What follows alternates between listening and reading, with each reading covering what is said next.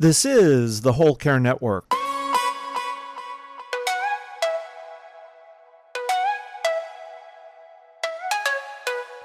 Helping you tell your story one podcast at a time.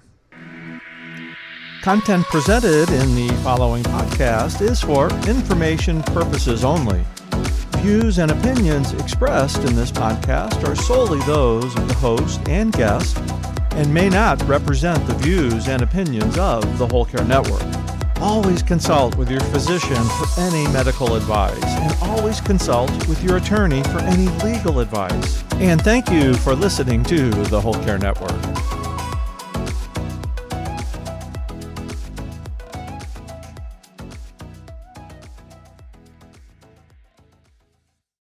This is Sarah, and I just want to take a moment to speak to you about this week's sponsor, Favor. Favor, Inc. is a statewide family-led nonprofit 501c3 organization that is committed to empowering families as advocates and partners in improving educational and health outcomes for our children. Favor is the Connecticut state organization of the Federation of Families for Children's Mental Health. Favor offers a single place for families with children who have medical, mental, emotional, and behavioral health challenges to find information, assistance, and training. To find out more about Favor, please go to favor-ct.org. We are grateful for our opportunity to work with Favor as a sponsor, and now on to the rest of the episode. This episode is brought to you by Cognivue. Cognivue provides cognitive assessment tools to a broad range of healthcare providers for the early detection of cognitive impairment. Early detection allows patients to address modifiable risk factors sooner, potentially changing the course of cognitive decline. It also allows healthcare providers to develop a plan with the patient and caregiver so the patient can live their best life during their journey. For more information, go to www.cognivue.com. That's www.cognivue.com. Hello, everyone, and welcome to Caregiver Chronicles. My name is Sarah, and today I'm here with my co-host, Jeremy. Hello out there. We're going to be doing something different today. We're going to be talking to another couple as a couple about parenting and marriage. Yes, our guests today are Kristin Faith Evans. Kristin is also a repeat guest on Caregiver Chronicles, and I'm actually honored to have her back. She's a licensed master social worker, and she's here today with her husband, Todd. They are the founders of the website Disability Parenting and authors of the book, How to Build a Thriving Marriage as You Care for Children with Disabilities. Hello, Kristin and Todd. Welcome to our show. Please further introduce yourselves. Hi, thanks for having us on. We're really excited about meeting with both of you today. And I'm Todd, by the way, and Kristin. So we've been married 22 years, a little over 22 years. We have 2 children with complex needs. And we are finally at a place where we feel like we can start to help other parents and couples learn how to thrive.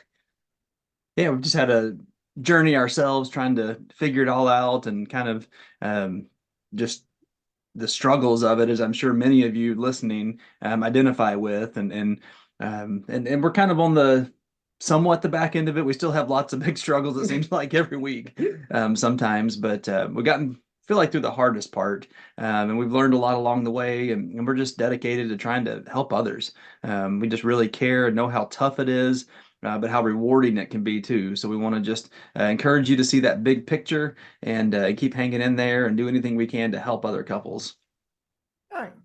Can you just go a little bit more in depth about your journey? Yeah, so we have been married almost 5 years when our first child was born. Quickly learned there was a lot going on medically there. And then 3 years later, I was pregnant with our daughter, Bethany Grace, and very quickly knew something was terribly wrong that was going on with the pregnancy. Found out at about 22 weeks pregnancy that she has a severe chromosomal deletion called Cre-Du-Shaw syndrome, or 5p minus. And from there began our journey with a medically fragile miracle baby who survived with severe disabilities and medical complications. Mm-hmm. Yeah, those first while, just to give a picture of it, it was both emotional, medical, everything to it. We had, I forget how many, like 8 machines she was hooked up to almost all the time, and trying to monitor those and keep up with a full-time job, and just all those things that you deal with as a family when something like this happens that you're not Right. expecting. Trying to survive in every single way. Yeah. Thank you guys so much for sharing that. And I just want to say when you're introducing yourself, you said that we're finally in a place where we can talk about this stuff. And finally, that word resonated with me, because we're dealing with the struggles, and it's taken us, we're dealing with different struggles, right? Like we know as we have similar and different struggles as couples, as parents, as our kids have different needs and things like that. But that word finally really hit a note with me, because I know exactly what you mean by that. But can you elaborate on my audience and what you mean by finally? Like, finally, how long did this journey take? Yeah, well, first of all, the word finally scares me more than I can imagine. I was like, don't that say you- it, don't say it, don't say it. that because, as you know, things always seem to come up, and when you think you have things under control, something happens. But in terms of finally, when I say that, it feels like, I'm trying to think how many years. I would say 5 or 6 years that we just really struggled. It was the day-to-day grind. It was not having time for anything, not being able to even talk as a couple I oftentimes, want to talk as a couple or, by that point. or wanting to talk, yeah, as the stress and strains came on. And then really delving into this whole new thing of being committed to, all right, we're going to find a way to make this marriage work. This is a lifetime thing that we're going to be dealing with. And if we can't incorporate our marriage into it, then we're doomed. So we've got to change something. And so that happened, 14 years ago, to kind of make the decision to do something different. Bethany and Grace is 14. That's probably about Well, 12 then. 12 Yeah. or 12 years ago. And really then starting to really work on things in our marriage, and share honestly about some things, start incorporating practices and things. And I would say another 6, 7 years before we really felt like we were reconnected, and starting to thrive as a couple a little And bit be more, happy as and a be happy couple. again.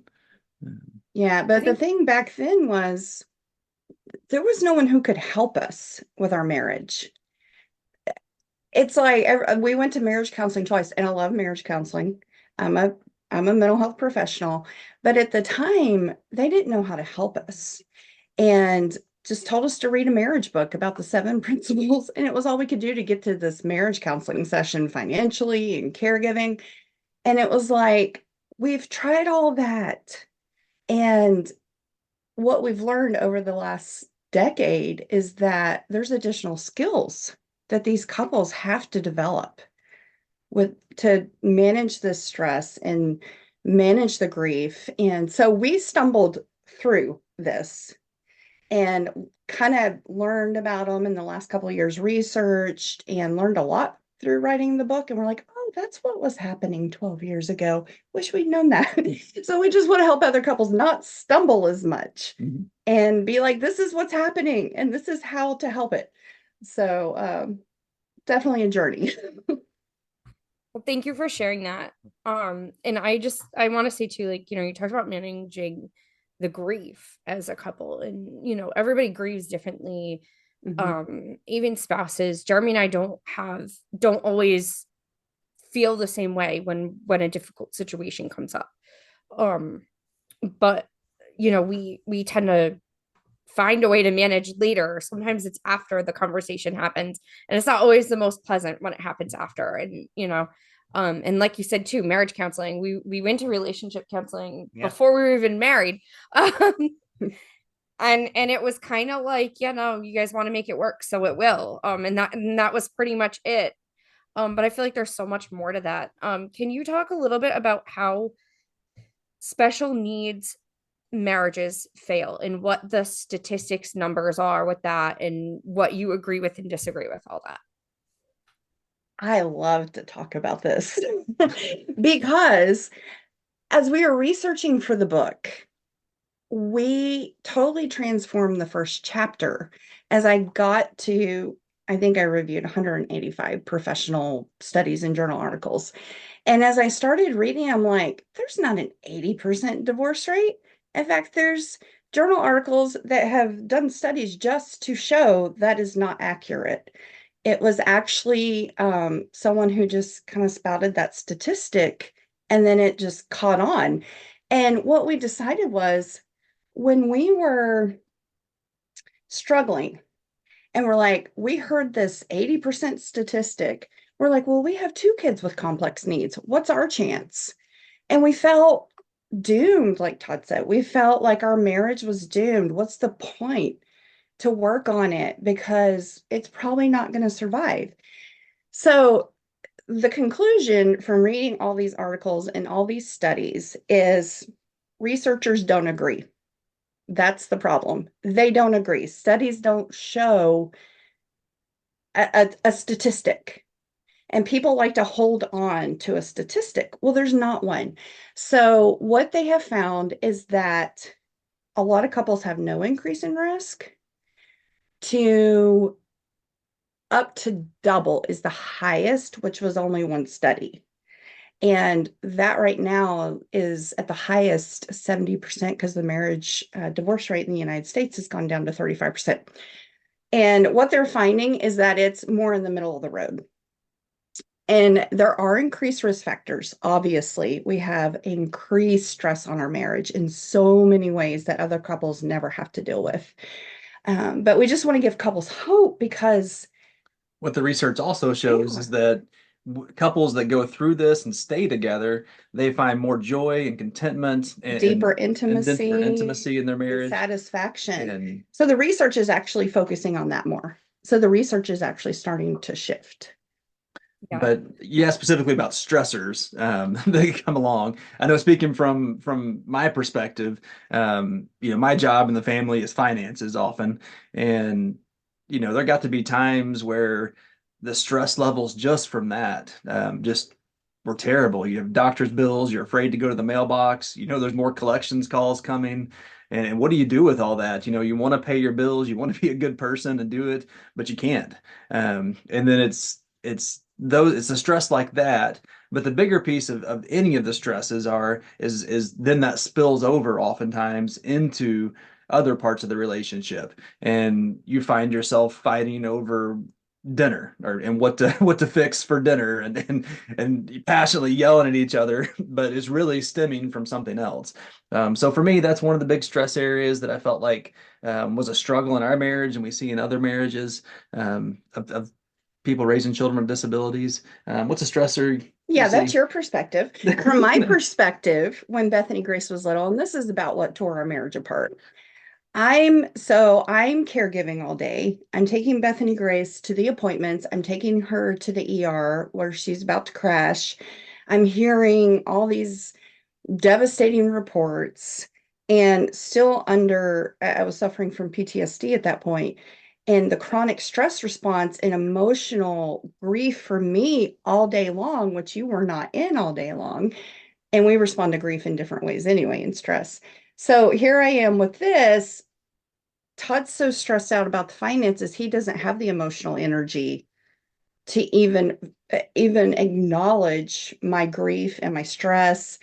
And we were not able to meet in the middle and support one another in our different experiences, our different emotions, and our different needs. And that's what began to tear us apart. Mhm. Just that's incredibly powerful, just from what you described there. And how do you go from that, when the added stress when your partner needs support while taking care? You talked about the stressor specifically there, but like when your partner needs the support and it can just add even more stress on there. How did you work together to ensure that your marriage would be thriving from that point on? I'd say take hitting the bottom of it. I went to therapy because at that point it got so severe, which he didn't support me in a year, until a year later. And he thought, oh, this really is serious. And I learned how to basically speak up and tell him what I needed, and to finally say, I don't care what he thinks. I'm going to tell him what I need. And it took me saying, I need you to stop right here and acknowledge I've had a hard day emotionally. And he committed to, he said, I haven't given up on us. I'm never going to leave you. And I'm going to do what it takes. And I said, okay, this is what it's going to take. I need you to stop right now and validate my emotions. He didn't understand. And I think this is the hitting point is we didn't understand each other's experience. And we isolate ourselves in our own world. I shut down. And at one point I was like, he doesn't care. I shut down. So where it started to shift was when he said, I do care. I don't know what to do. I don't know how to help you. I don't know how to validate your emotions. And I said, okay, rotely, I need you to say, that sounds really hard. I'm sorry you've had that today. And he began to try and learn how to understand. So I began to try and learn to understand his perspective and what he needed. And it took this conversation of direct, we're not meeting. We're not we have totally different experiences. I don't understand, but I want to understand. And I want to understand how to support you. And from my perspective, I'm an engineer, and I look at facts and figures and data sets and things like that. So I look at the data sets of our marriage and our family and say, we're in trouble. This isn't going to work if we keep going like we are now. I've been hanging on and surviving for 2 years now, and we're not getting any better. In fact, we're getting worse. If we continue down this trajectory, it's only going to get worse. So something has to change. And so that started the conversations like she was sharing just then of we started realizing we're isolated. We're doing these functional roles for caring for our kids and our family. And our I was finances. barely doing it, struggling. And we weren't connecting on it. So we made a commitment to start trying to connect. And it was ugly and messy for a while. And really what it led to then as we started going along was some bigger conversations of how do we really live life and enjoy it? How can we do that? And so we started brainstorming and thinking and looking at our lives and just saying things like, at the time I was in full-time ministry at a church and looking at it and just said, I cannot keep giving emotionally in this setting. I love the families in my congregation. I love everything about them and supporting them, but I'm giving so much emotional support to them and time to them. I can't to my own family. So it was like, okay, something has to change there.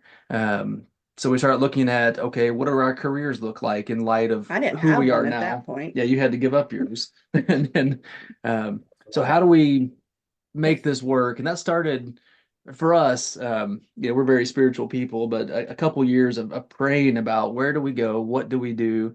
How do we change things in our lives to reintegrate our marriage back together?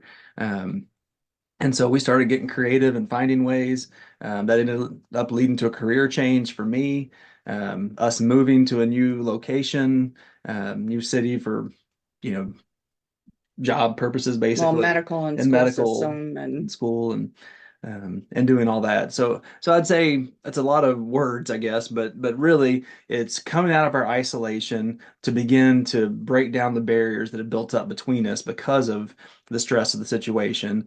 And then that allowed us to start moving towards some bigger things that really made a difference in our life in the long run. Yeah, but that took vulnerability. Mm-hmm. The risk of being hurt, the risk of being rejected. Yeah, absolutely. Yeah. And, I know I know, Kristin, you're talking about being in counseling, and I'm fortunate Jeremy has never been anti-counseling since we met, right? Yeah. No, yeah. He's always supported me being in He has to deal with job, me. Jeremy. You're a step ahead. He's like, he probably needs therapy too, dealing with me. I've attended counseling myself, just not as often. Yeah. And having, being depressed and overwhelmed and having to give up, and the desperate feeling that we sometimes have as the wives, the mothers, and I'm not saying that this is only wives and mothers, because sometimes fathers give up their careers too. It depends on the situation. Every family is different, but for us, it tends to be the same dynamic. Giving up our career and how desperate and hopeless that feels. And then having the stress of constantly having to take care of somebody all the time, and giving all of your support to them, and the strain that puts on any marriage, like you said, and even and you can insert any caregiving situation in here. My dad has even talked about, and my mom has talked about, the strain on the marriage it took when my mom was doing full-time caregiving for my grandmother. And how the outcome was my dad had a newfound respect for her. And I think that that's kind of the other thing that happens. And there's days where I call him crying from the bathroom because there's just poop disaster everywhere. And I'm like, and I'm calling him crying from the, and I still have to make dinner. And I'm like, I can't do this. Like, I can't clean poop and make dinner at the same time. Like, it's not possible. It's always at dinner time, right? And so what do you say, Jeremy? I want to hear your answer, Jeremy. How do you respond to this? Most of the time, to respond to that, I say, I'm sorry. I will be there as soon as I can. Because I work where I work, it's about a 45-minute drive. So depending on when she's calling, and that was before we had a major issue with a bridge that crosses a river. It was 4 lanes that is now shrunk down to 2. So now I have to fight through that traffic every night. So my drive home is over an hour most nights. So if she's calling me and I'm on the other side of the bridge, I'm just like, hang in there. Get our older son to help. Because you have to survive the hour, and I will be there. And then once I get home, there are nights I get home and she has got all the cleaning done. She hasn't, so I'll start dinner. I can't do anything till I'm there, and then I can pick up whatever needs to be done. If all the poop's not cleaned, I can control I'm stronger, so I can control our son in the shower a little easier. I'll take over so she has a break. Yeah. And there have been days where he's been like, you know what if I just pick up a pizza or a rotisserie chicken or, or whatever we can afford that's easy. Like, and I think that flexibility in a couple is so important. And it's a privilege to have that too. You know what I mean? Like grocery shopping is expensive, and meal planning is a super budget efficient way. But we can, I think we're telling the same story. Well, and the thing about that is Jeremy's supportive. He knows it, it's important to you to, instead of just saying, oh, that sounds bad. That's for you. Sorry, I'm not there. It's going to be a while. The support. Good luck with that, honey. I'm off. Well, and it's that shared experience, that shared misery that also has pulled us closer. Exactly. And that's the thing is, there are times where we sit down and we talk to each other about it, because we know who can we talk to about this that understands. I know that there are certain people, if I call them, they're going to say the word group home to me, and that is not a thing I want to hear. And he knows there's certain people that we just can't just. My older son yesterday was saying to me, because I know he has counseling in school, and we were cleaning up another mess yet again. And I was like, and he was getting trash bags, and he had his gloves on, and he was bringing me stuff that we needed. It wasn't a bad mess, thank God. But I literally looked at him and I'm like, how do you deal with this, buddy? This is a lot on you, having to help your mom clean up after your brother every day. He's like, I don't talk about it with people who are outside the family, because they're not going to get it. He's like, they have to know my brother in the situation.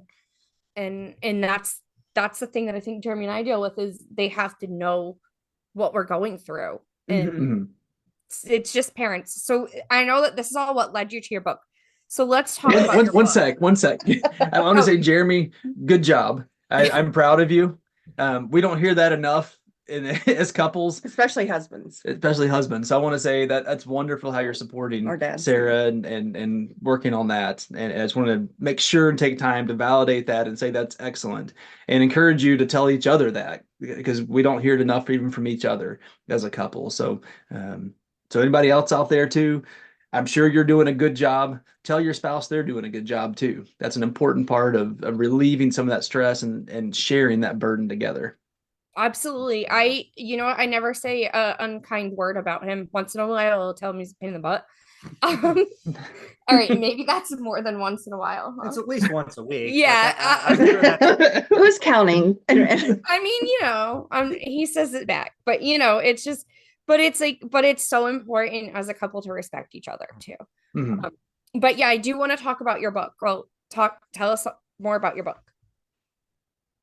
Well, it really started kind of what Kristin was saying a little while ago, is that we felt like we didn't know the skills, and the traditional marriage skills just didn't do it. And we started thinking about, we've done a lot of wilderness backpacking before we had kids and things, and kind of looked at it and said, it's kind of like dropped off in the middle of the wilderness. This whole having a special needs child. You're out there, things are more extreme. You don't know how to do things. If you don't have the skill set to deal with it, it becomes very dangerous fast, and you can get into serious trouble And argue a lot. And so, and so there's lots of wilderness survival guides out there, and we're like, what if we made a marriage wilderness survival guide for That's how it special needs started. parents? The Marriage And, Survival Guide, I think, was the first title. Yeah, that was our working title when we started, and we're like, we just want to help couples survive, not stumble around in the wilderness like we did. And what are those skills? And so, like Kristin said, we kind of just started saying, okay, what was our experience? What worked for us? So then we started with that, and we started coming up with stories and ways that it did it, and personal things. And then we started, as she said, start looking at the research and just I went back to school and became a licensed master social worker, and so I started learning concepts and went to therapy myself. So it was kind of pulling our ministry experience, our personal experience, all this professional stuff.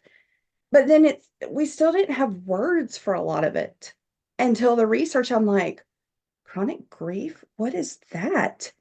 And a lot of times one spouse struggles and has bigger waves and the other spouse doesn't understand. And so all this started making sense to us more and more and more. Kind of framing our previous experience, and we're like, wow, that was it. And now I understand more. But then what do you do with that? We're very practical, experiential people. And so, and we know special needs parents don't have time. They don't have time to read this book and then be like, oh, how do I apply that? So it's very, very practical. This is what's happening, and validating this is normal. And then this is how you and your spouse can develop this skill and work through it. And so at the end of each chapter, it's very practical.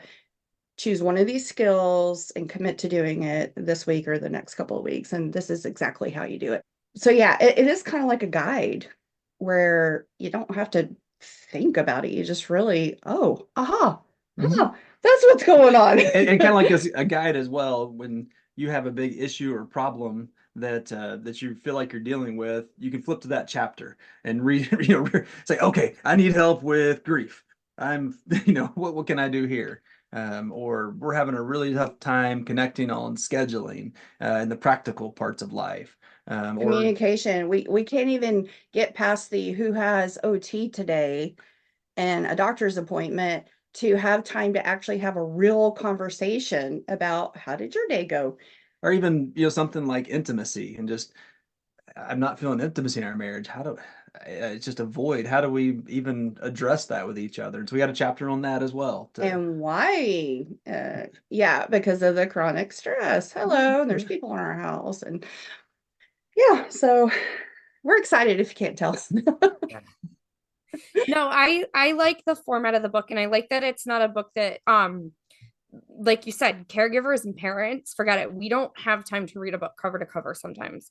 Mhm. So I like that it's in a sense where you can just flip to the chapter that you need, and I like that it's applicable. It's something that you can apply to your life and your situation. And I know you mentioned that you drew from your ministries and your faith into your book. Is it just for Christians, or can it be applied to Oh, different no. belief systems? That's a big part of our story. And of course, it's Baker Books is a faith-based publisher, and that's part of our story and where we come in terms of marriage and all that. But we really think any married couple, not just couples with special needs, because we all have life stressors.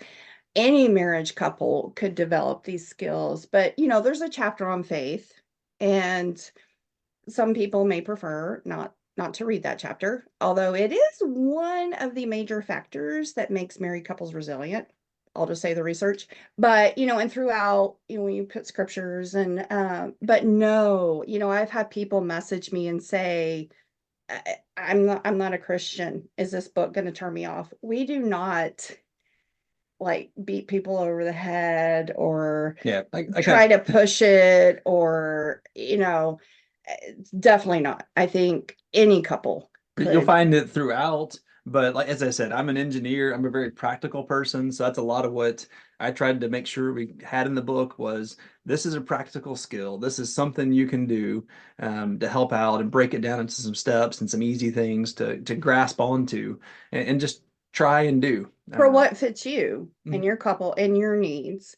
And he's also very funny and creative. So I don't want to make it sound like this book is so serious, and there's humor throughout, and definitely hope. And yeah, it's not just a workbook. Mhm. Yeah. And I Yeah, we think and tried. I like that you mentioned that there's humor throughout, because there has to be humor in a Yes. marriage. Yep. Our wedding day was pretty comical. I mean, we laugh a lot. Yeah. Despite the trauma. We kind of The we trauma of your haven't wedding day? Oh dear. our wedding day was yes, everybody was laughing at our wedding. It was great. No, not it. The wedding day wasn't traumatic, but Yeah, it Oh, good, wasn't good. dramatic. Our wedding day was awesome, but it had funny moments. Mhm. During the ceremony, our son, who was what was Remy, 3? 3, yeah. Yeah, Remy was 3 at the time, and he just decided he was done. And started grabbing the diaper bag and running up to us like, let's go, guys. Right as we're saying our and he's like getting mad at me for laughing, and I'm just like, turn around. Like, but Humor is a very important coping skill.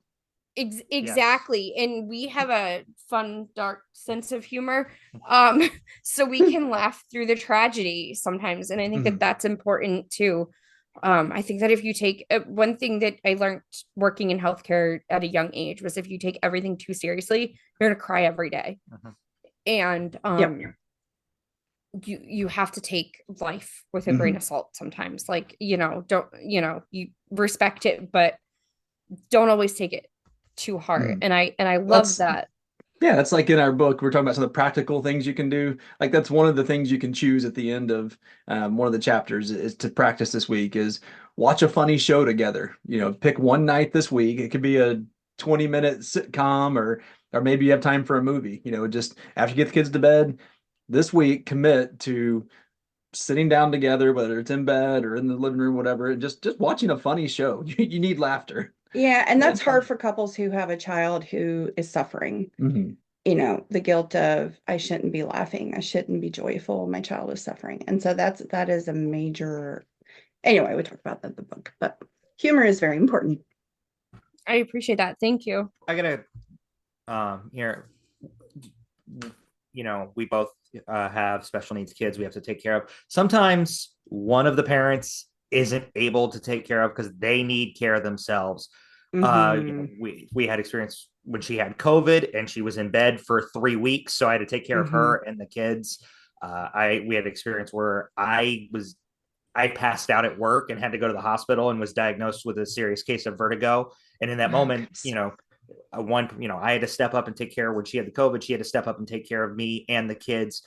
Do you have any advice for parents in that situation where you've lost your support system there and you have to step up and take care of them as well as the kids? We're very blessed to have my parents and Todd's dad, and a lot of couples don't have that. We know. We've learned it can be so hard, and so many special needs parents just feel like it's impossible to find somebody who can help take care of their kids. I think my advice is it's hard to ask for help, but for the sake of the health of our family, we just have to keep asking for help and trying to find someone who can support. Even though it might be hard, you might feel like rejection, or another person who didn't work out, or nobody's willing to help. We just have to keep trying to find that support.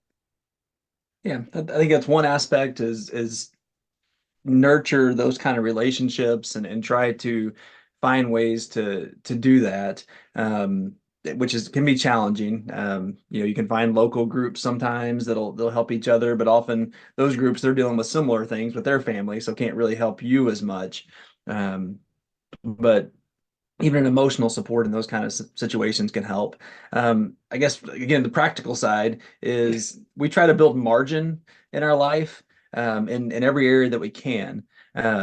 So building margin up a little bit so that when you encounter a short term, even if it's 3 weeks type thing, you're able to deal with it. So it's, having an emergency savings fund, for instance, that If that's possible. yeah, that's possible, but working hard to build that up so that say you have this 3 week thing going on, where else in my life can I reduce my stress and my things I have to do? So it's like, okay, it's okay to dip into this fund. This is an emergency. We're gonna order Uber Eats tonight, or 3 or 4 times this week, maybe, or have pizza delivered, and that's okay. I may not have the healthiest meals for this 3 week period, but if it helps me survive and get through a day, that can be worth it. Or can I hire someone this week to mow the grass, if you're in the summer, and just practical things like that, that if you have some margin built, financially a little bit, even if it's just a couple $100, that you can weather these things better. We do margin on things, even like in our freezer, we have prepared meals that we can just pull out. And that's been a big part of helping us on a rough day. Is we have this big meal plan, kind of like you're talking about emergency, and it's like, okay, that doesn't work to make that today. Just go grab the chili out of the freezer. So we prepare when there are good times and we can build into them. We make those meals and put them back.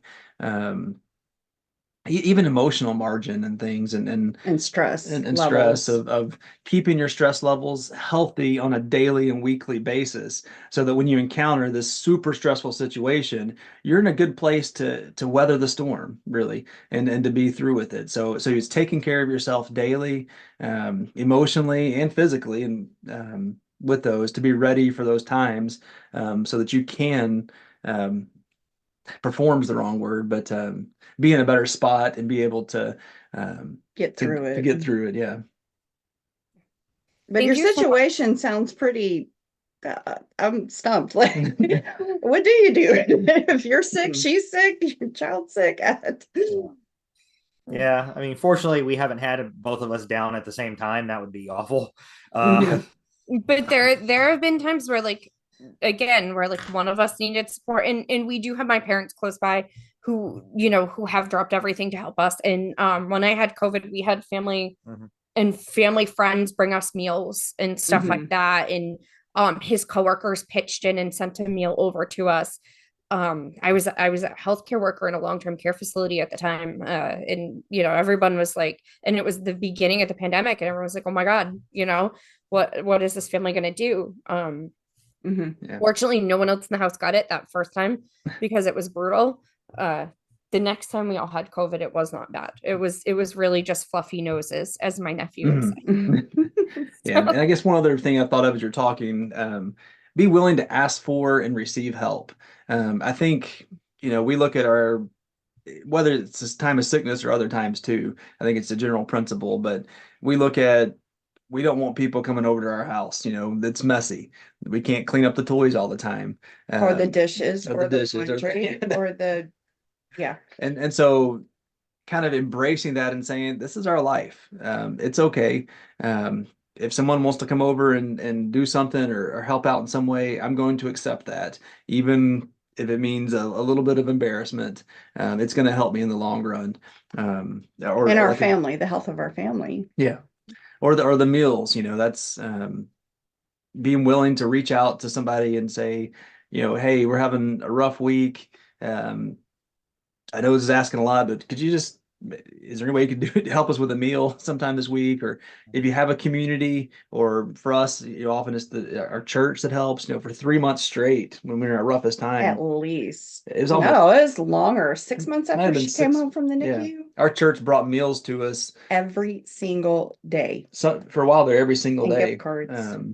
And just helped us get through it. So I think building that community. And you feel guilty a little bit. I think taking those sometimes, or embarrassed or whatever, but being willing to accept that. And somebody says, can I do something? People say, can I do something? Can I help you? Can I help you? And oftentimes they either don't mean it, or you don't know how to have them help. And it's so overwhelming, you can't even think about how they can help. That's where you say, if someone says, what can I do? Take them up on it. Don't be afraid. Tell them something very, very specific. If they're asking, it's probably genuine. They just don't know how to help. Mm-hmm. So if they ask, say, could you take my child to OT today? Could you bring a meal? Could you mow my grass? Could you? Could you just, I'm having a bad day. Bring me coffee and just sit and talk with me. Yeah. I think we are afraid to ask for help and receive it. Yeah. I think that that's so true too. And I think that, like you said, there's a stigma about needing help, and there really shouldn't be, especially in our situations. I think I don't get why there is a stigma to it, because everybody needs help sometimes. And exactly, just because you're taking help doesn't mean that there isn't going to be a day where you can help someone else, or it doesn't mean you can't show up for someone else in a different way down the line. I think that we need to keep that stuff in mind. So I kind of want to ask you guys about, like, date nights. How do you handle, because that's so important for marriages, right? Like, I know, and it's so hard. Like, him working full time, forget it. Like, it almost never happens. On the 2 times a year that Jeremy and I get a date night, we make the best of it. And like how do you guys handle that situation? What advice do you have for couples about date nights? It is extremely important to have time, uninterrupted time as a couple, just to have time to talk. And outside the house is so important. It can be impossible for some couples, and we know that. We realize that. It was for us. For first couple of years, Beth, came home from the NICU. But getting outside the house actually is a whole nother level of leaving the stress. Because if we're still in the house watching a movie, we've got the baby monitor on. And, and statistically, women have a much harder time separating that stress from their child and from the chronic stress. And so just keep, that's one of the goals in the book, actually. And, you may be at the point you don't have 30 minutes together, even a day. I'd say that's true for a lot of couples. So what is a practical goal to go to the next step? And how can you brainstorm to find a way? Yeah, so start small, the simplest things. Maybe it's, obviously you can't do it, Jeremy, you're 45 minutes away, but is there a way to have a 30-minute lunch one day if the kids are at school or somewhere else? Shift our times and our thought process. And be creative. Lunch, that might be a good time to try something, and just to get together, go have a quick meal at McDonald's. Even he doesn't have to be fancy, just time together is what's important. Or even below that, a level, kind of like we said, in our house, it became very important that our kids' bedtime. Yes, you're 13, but yes, bedtime is 8:00. Well, she needs that too, but yeah, nope. 7:30 is time to get ready for bed. So we actually have an hour at night. We're exhausted, but we take care of, by getting to bed by 8 and then taking care of all the putting up the meals, putting up all the whatever medicines and feeding supplies and whatever else, taking care of all those little things, then we come and we crash. That's kind of our thing at night is we come, we crash together in bed At at the the same time same time. and Well, we did it. and maybe watch a few minutes of a show or something or talk or But I think it can be, you got to get creative because, okay, you're 45 minutes away. You can't meet for lunch. What if you could FaceTime while you both eat or Zoom while you both eat? And that's something. That's better than nothing. Or, you got one spouse, your child's in the hospital for a month. You've not seen each other for a month because you got other children at home. You're just trying to keep life going.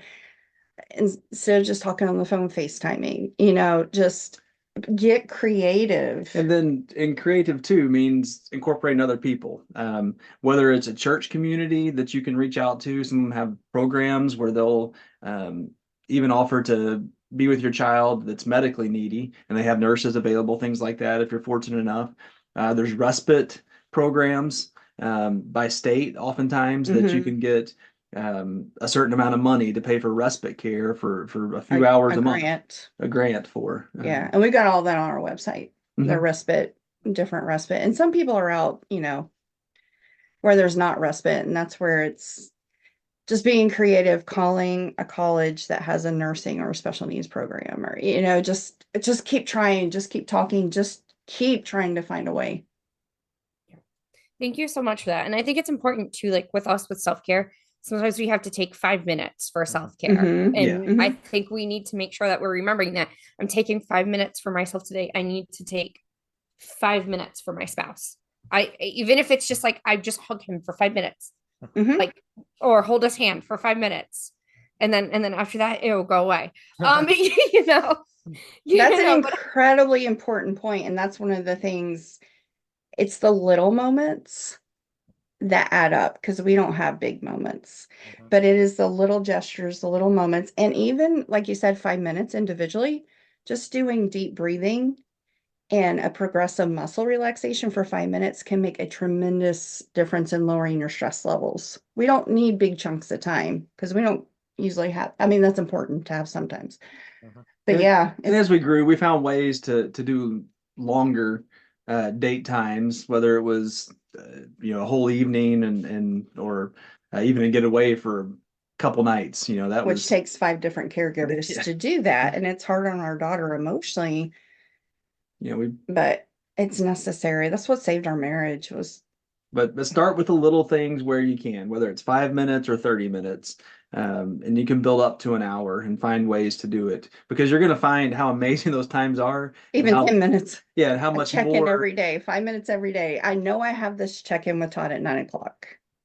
How much more productive and emotionally validated and connected you are throughout the day by those little gestures, that it makes you willing to sacrifice and find ways to do more and find more times to be creative and put those into your schedule. Yeah. Thank you. And then do you have any advice for parents when their kids receive a special needs diagnosis? Don't stop talking, because that's when the grief process begins. Or it may have already begun. For me, it began early in the pregnancy. And it's when we quit sharing our grief that emotionally we, started to separate. So there's a lot of reasons to avoid talking about it. It's messy, may not have the emotional energy, but just don't stop talking and try to understand your spouse's experience. Is probably very different than what you're going through. And getting stuck into, if one spouse there's the 5 stages of grief, it's very different for special needs parents. And it's more cyclical, that never ends your child's life, throughout your child's life. But if one spouse gets stuck in denial, that can put a major wedge between couples. So don't stop talking and processing together. And how can you support one another through this? Yeah, I think two key words to think about. You mentioned one of them is grief. Grief is going to be intense, and you have to find ways to do that together and to live through it together and support one another through it. The second big word is acceptance. And what does acceptance look like? And that takes a lot. That's a process and a In a journey. very long process, yeah, of acceptance on the small levels of yes, we're going to have a child with special needs.